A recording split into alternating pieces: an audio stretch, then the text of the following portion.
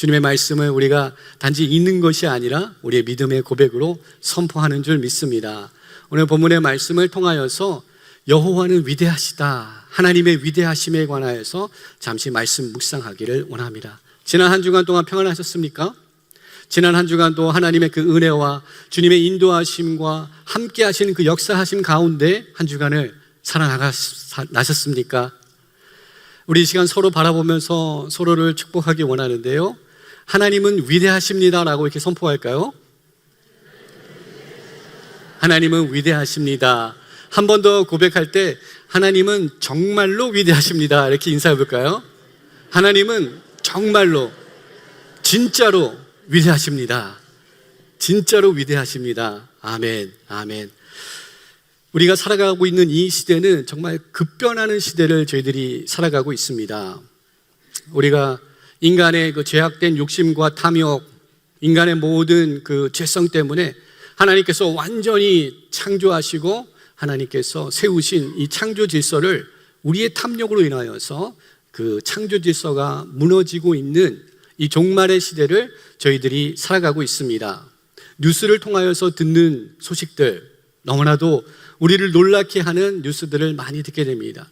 이상기후와 기후변화로 인하여서 정말 우리가 생각해보지 못하였던 그러한 파격적인 자연재앙이 이 땅 가운데, 열방 가운데 임하고 있는 것을 우리가 보고 듣고 있습니다.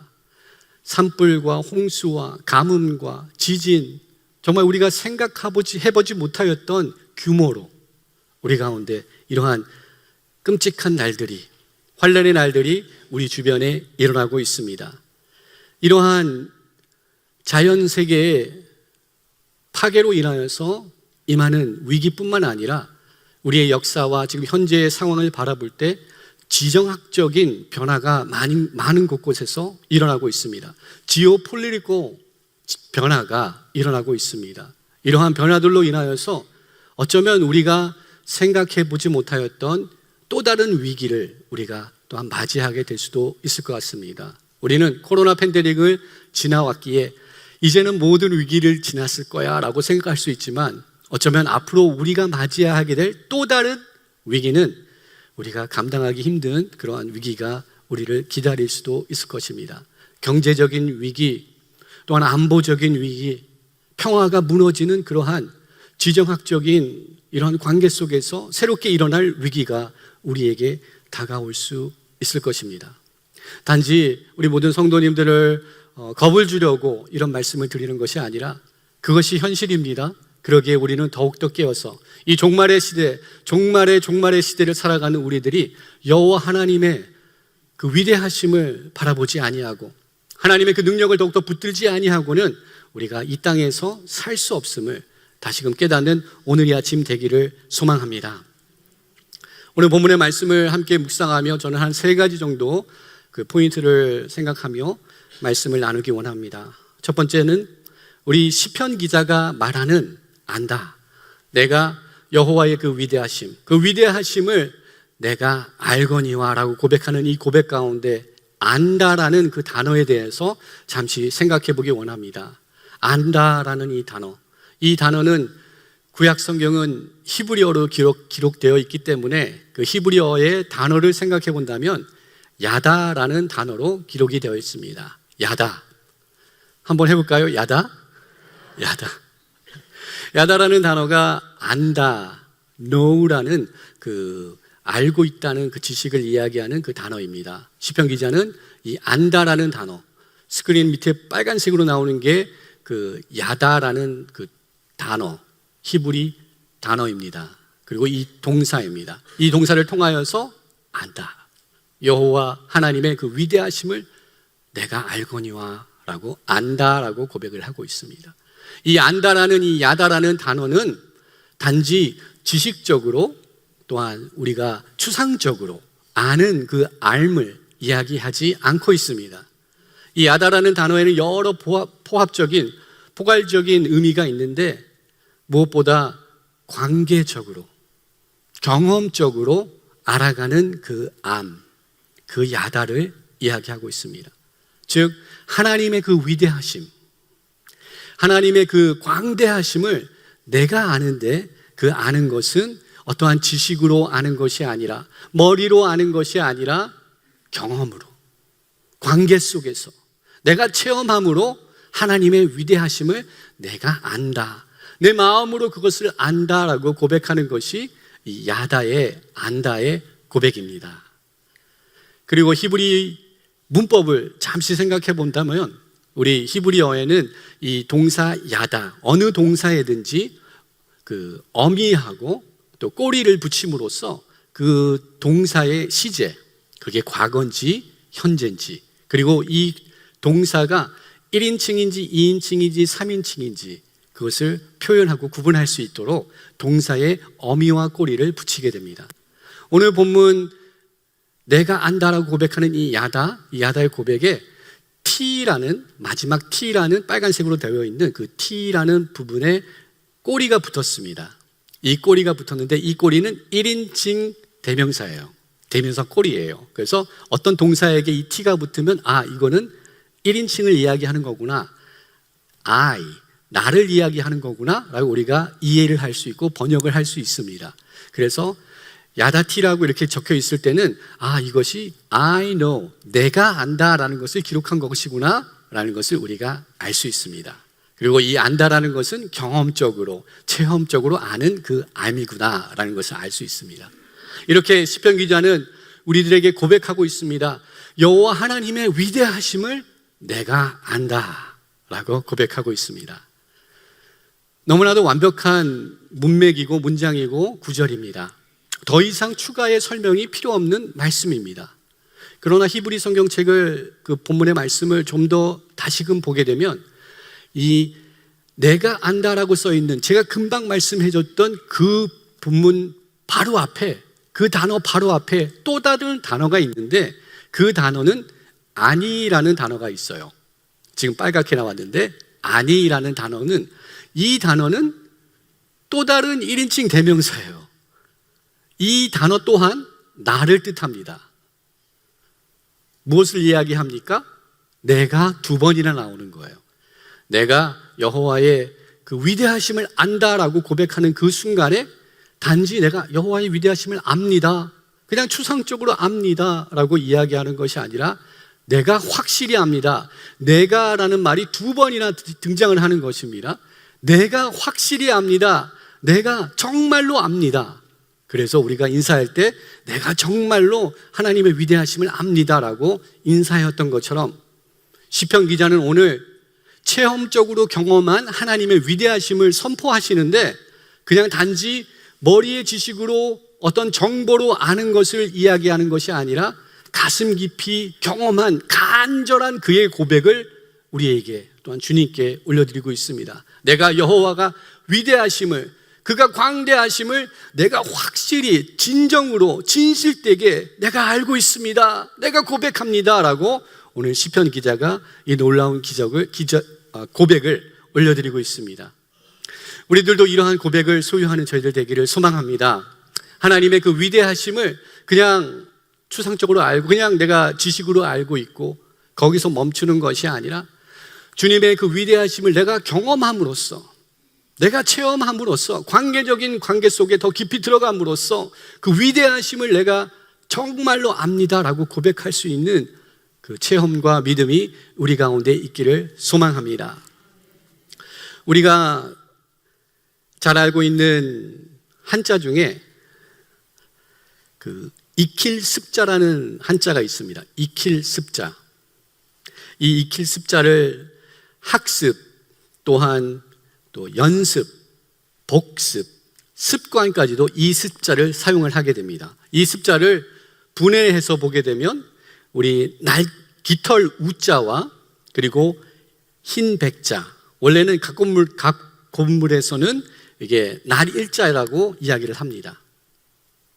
습득하는 것, 익히는 것, 그것을 이 습자를 이렇게 표현하고 있는데 이것은 새에 날개치는 것, 새에 날개치는 것과 비교해서 설명을 합니다. 그리고 새에 날개치는 것은 매일매일, 우리 날일자를 사용하여서 이 깃털 우자가 매일매일 퍼덕이면서 날아가는 것을, 습득해가는 것을 이 익힐 습자라고 기록하고 사용을 하고 있습니다. 하나님의 그 위대하심을 우리들도 익히고 습득해야 돼야 되는 줄 믿습니다. 그 하나님의 그 위대하심을 익히고 습득하기 위한 우리들의 날마다의 매일매일 매 순간순간마다의 그 노력이 필요한 줄 믿습니다. 말씀을 통하여서 또 우리 삶 가운데 역사하시는 하나님을 더욱더 구함으로, 주님의 얼굴을 더욱더 찾음으로, 주님의 시선을 더욱더 품기 원하여서 주님의 마음을 품기 위하여서 우리가 날마다 이 습득하는 마음을 품고 나갈 때 우리가 진정 하나님의 그 위대하심을 체험하고 경험하여서 이 관계적으로 고백하는 안다, 내가 고백할 수 있는 그 은혜가 우리 가운데 임하게 될 줄 믿습니다. 만약 우리가 하나님의 그 놀라우심을, 그 위대하심을 체험적으로 또한 관계적으로 우리가 알아가지 못한다면 하나님의 위대하심은 우리와 아무런 상관이 없을 것입니다. 다시금 그 무너져 있는 우리들의 믿음에 주님께서 은혜를 더하여 주셔서 여호와 하나님의 그 위대하심이 단지 형식적으로 고백하는 고백이 아니라 체험적으로, 관계적으로 그러한 은혜를 경험적으로 고백할 수 있는 은혜를 회복하는 우리 모두가 되기를 소망합니다. 두 번째로 여호와 하나님의 그 위대하심을 알아가는 과정에 관하여서 말씀을 나누면서, 두 번째는 우리가 하나님의 그 위대하심을 생각할 때 우리는 상대적인 관계 속에서 하나님의 그 위대하심을 알아간다라는 것을 우리가 나누기 원합니다. 하나님은 그 위대한 능력으로 이 모든 만물을 창조하여 주셨습니다.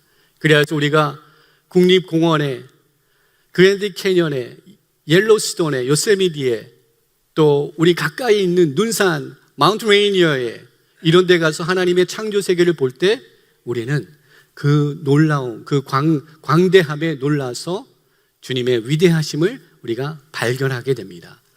우리가 잘 아는 찬송가 79장에서 선포하는 것처럼 주 하나님 지으신 모든 세계 내 마음속에 그려볼 때 우리는 주님의 높고 위대하심을 찬양하게 됩니다.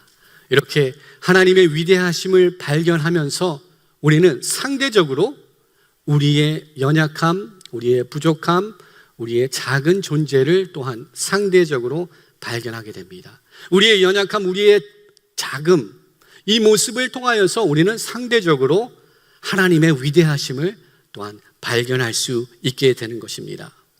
작지만 우리의 한계성을 우리가 인정할 때 하나님께서는 우리를 붙들어 주실 줄 믿습니다. 우리의 입술로 우리의 연약함을 주님 앞에 고할 때 그 능력이 많으신 하나님께서 우리들의 삶을 붙드시고 은혜로 덮어주실 줄 믿습니다. 윤동주 시인이라고 다들 아시죠? 일제 강점기 그 시기 마지막 우리 해방을 6개월 남겨두고 우리 감옥에서 아침 이슬처럼 사라진 우리 윤동준 시인의 자화상이라는 시가 있습니다. 들어보셨나요? 자화상. 산 모퉁이를 돌아 농가 외딴 우물을 홀로 찾아가선 가만히 들여다봅니다. 우물 속에는 달이 밝고 구름이 흐르고 하늘이 펼치고 파란 바람이 불고 가을이 있습니다. 그리고 한 사나이가 있습니다.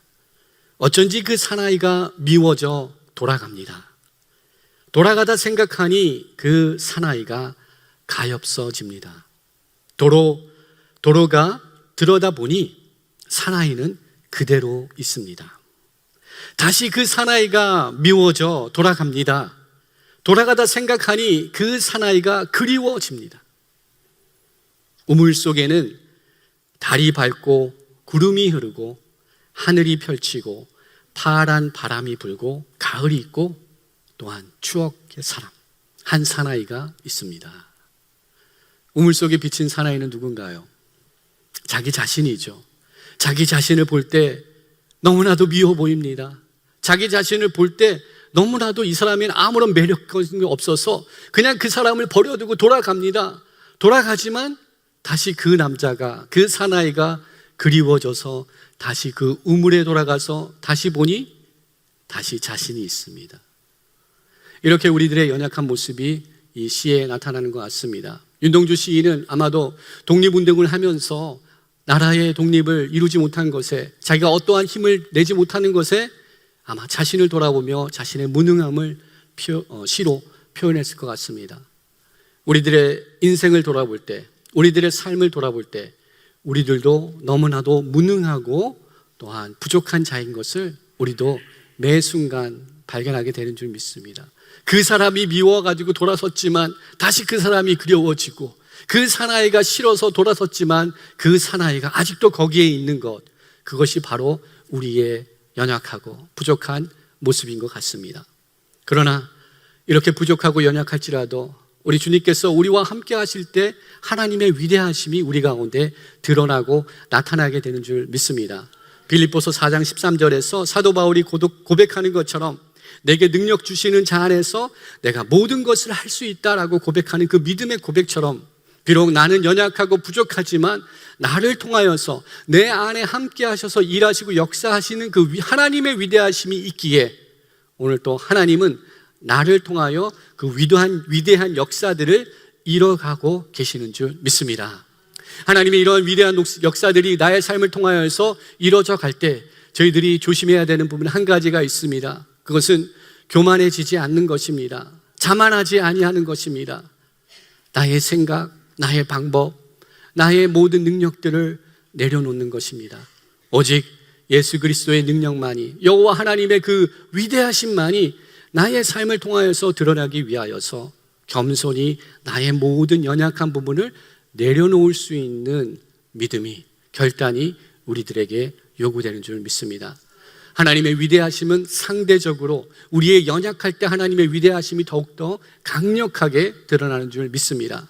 더욱더 나의 연약함을 가지고 주님 앞에 나와, 주님, 나의 연약한 모든 부분을 주님께 내려놓사오니 나를 통하여 하나님의 선한 역사들을 이루어 주시옵소서. 이렇게 주님 앞에 우리들의 삶 모든 부분을 올려드리며 주님 앞에 나갈 수 있는 그 은혜를 얻는 우리 모두가 되기를 소망합니다.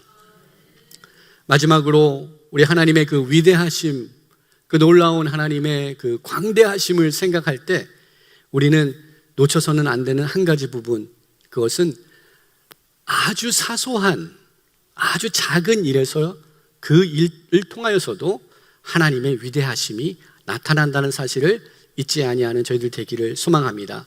하나님의 위대하심을 생각할 때 우리는 거대한 규모가 웅장한 것들, 그것만을 생각할 경우들이 있습니다. 무조건 크면 좋다고, the bigger the better, 우리 미국 사람들이 하는 말이 있습니다. 무조건 크면 좋은 거다. 크면 더 능력이 있는 거고. 그러나 하나님의 능력은 크기에, 규모에만 나타나지 아니한다는 것, 우리가 기억하는 저희들 되기 원합니다. 아주 사소한 일들, 우리 일상생활 속에서도 하나님의 위대하심이 나타나고 있다는 것, 저 국립공원에 가서만, 그때서만 하나님의 위대하심을 발견할 수 있는 것이 아니라 나의 삶 속에, 아주 사소로운 나의 삶 속에도 하나님의 위대하심이 증거되고 나타나고 있다는 사실을 우리가 잊지 아니하기를 소망합니다. 경제학의 우리 용어를 사용한다면 하나님의 위대하심은 역설적으로 매크로의 그 세계에서만 나타나는 것이 아니라 하나님의 위대하심은 마이크로의 세계 속에도, 조그만 마이크로, 그리고 지금은 마이크로보다도 더 작은 단위들, 나노에까지 더 작은 단위 속에서도 하나님의 위대하심이 증거되고 있음이 과학을 통하여서 우리들에게 증명되고 있는 시대를 우리가 살아가고 있습니다. 우리들의 세포를 볼 때, 그 작은 원소들을 관찰하고 연구해 볼 때 그곳에 엄청난 신비가 있으며 하나님의 위대하심이 숨겨져 있다는 것을 과학자들이 발견하고 놀라는 것을 우리는 보게 됩니다.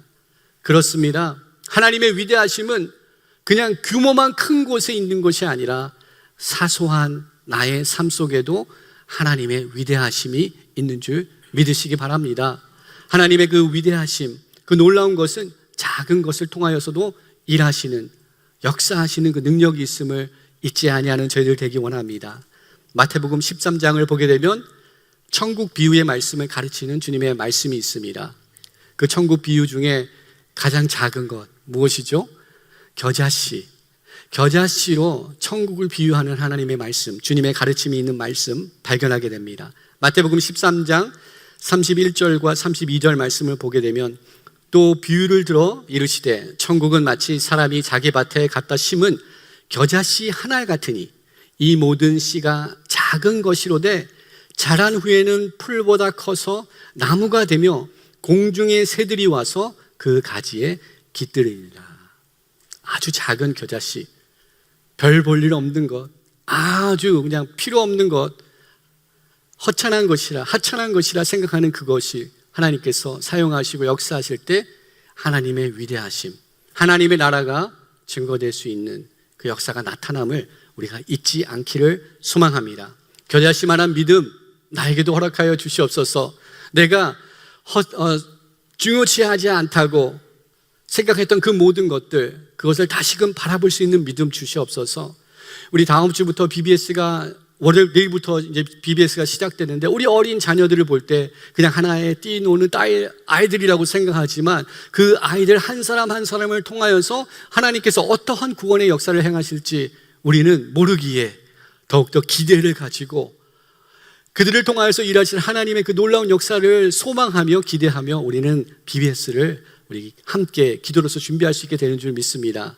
우리 자녀 세대들이 더욱더 하나님 나라를 사모하고 주님을 사모하며 주님을 어린아이 때부터 주님을 만나는 그 은혜, 우리 BBS를 통하여서 주님 허락하여 주시옵소서. 우리 다음 세대들을 향하여서 또한 기도해야 되는 그 기도의 책임이, 그 중보 기도자의 역할이 우리 모두에게 주어졌다는 것을 기억하기를 소망합니다. 우리 모두가 깨어나서 하나님 나라를 위하여서 작은 일에까지도 우리가 마음을 두고 작은 것에 충성할 때 귀한 것을, 큰 것을 맡기시는 그 주님의 마음을 우리가 알아서 그 어떠한 삶 속에 우리가 사소한 일이라도 그것을 그냥 지나치는 일로 생각지 여기지 않고 그 가운데 하나님의 뜻이, 또 하나님의 역사하심이 있음을 깨달아 발견하여서 그것을 붙들므로 기도하며 나가는 우리 모두가 되기를 소망합니다. 다음과 같은 격언이 있습니다. 말을 물가로 끌고 갈 수 있지만 물을 마시게 할 수는 없다. 말을 물가로 끌고 갈 수 있긴 하지만 억지로 물을 먹일 수는 없다라는 격언이 있습니다. 우리 다음 세대들을 우리와 함께하는 그 시간들이 많아진 여름이 되었습니다. 자녀들이 방학을 하였고요, 자녀들이 학교를 졸업하고 또한 자녀들이 집으로 돌아오는 이 여름 시즌, 자녀들과 함께하는 그 시간들이 더 많아진 이 시즌에 우리가 자녀들을 억지로 물을 먹일 수 없다는 것을 이야기합니다. 영적으로 성장을 이뤄내는 이 시즌 가운데 우리가 억지로 그들에게 어떻게 우리의 마음대로 할 수 없는 부분이 자녀들의 삶입니다.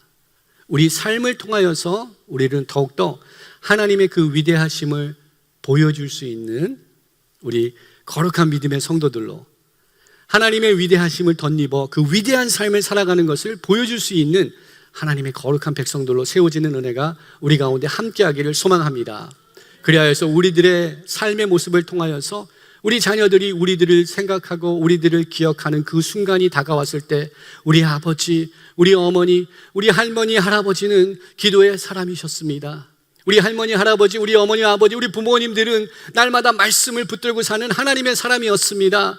하나님의 위대하심을 증거하는 부모님이었습니다. 날마다 주님의 전을 사모하고 주님의 나라 영광 위해서 그들의 삶을 헌신하였던 분들이 우리 부모님들입니다 라고 그 믿음의 유업을 이어갈 수 있는 그 은혜가 우리 다음 세대에게도 임하기를 소망합니다. 그러기 위하여서는 물가로는 데리고 갈 수 있지만 물을 억지로 먹일 수는 없습니다. 우리 삶을 통하여서 보여줄 수 있는 그런 믿음의 유업들을 남길 수 있는 우리 모두가 되기를 소망합니다. 마지막으로 욥기서의 말씀 잠시 생각해 보기 원합니다. 우리가 잘 아는 욥, 우스 땅에 온전하고 정직하며 하나님을 경외하여서 악에서 떠난 자 욥, 그 인물에 대해서 우리들이 잘 알고 있습니다. 그는 선한 사람이었지만 그는 우리가 차마 말할 수 없고 감당할 수 없는 고난과 순환 또한 역경을 겪었던 인물이 욥이라는 인물입니다. 그리고 또 그를 송사하던 3명의 친구가 있습니다. 친구들이 욥을 도와주는 것이 아니라 그에게 더욱더 그의 책임을, 그들의 그 욥의 부정함을 지적하며 그가 온전하지 아니하였기 때문에 하나님의 징벌을 받는 것이라는 이러한 인간보의 신학으로 욥을 괴롭혀야 했던 그 욥. 욥이 하나님께 부르짖습니다. 하나님, 내가 무슨 잘못을 하였길래, 내가 어떠한 죄를 저질렀길래 나에게 이런 고통이 임합니까? 주님 앞에 자신에게 임한 그 고통을 주님 앞에 호소연합니다. 그때 주님께서 욥기 38장에 드디어 이제 등장을 하시게 됩니다. 욥기서는 42장까지 있는데 지금까지 침묵하셨던 하나님이 욥기서 38장에 폭풍 가운데 나타나셔서 욥에게 선포하십니다. 내가 이 천지를 지을 때, 이 땅에 기초를 놓을 때 너희는 어디 있었니?